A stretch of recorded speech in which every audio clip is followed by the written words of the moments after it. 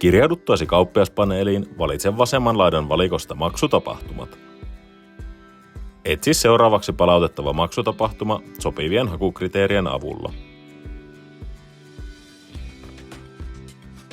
Tämän jälkeen avaa listalta maksutapahtuma, jolle haluat palautuksen tehdä.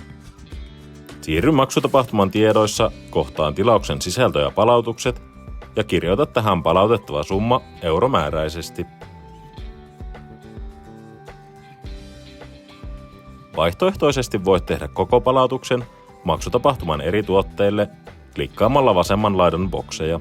Tällöin sinun ei tarvitse kirjoittaa summaa erikseen.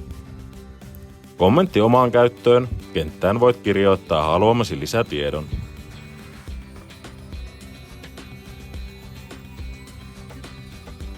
Tee lopuksi palautus painamalla palauta painiketta. Tekemäsi palautuksen tiedot näkyvät palautushistoria-osiossa.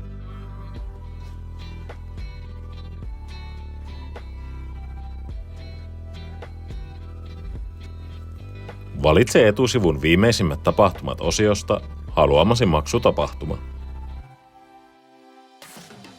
Siirry maksutapahtuman tiedoissa kohtaan tilauksen sisältö ja palautukset. Valitse palautettavat tuoterivit vasemman laidan bokseja klikkaamalla.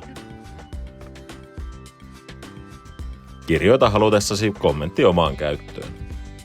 Tee lopuksi palautus painamalla palauta painiketta. Tekemäsi palautuksen tiedot näkyvät palautushistoria-osiossa.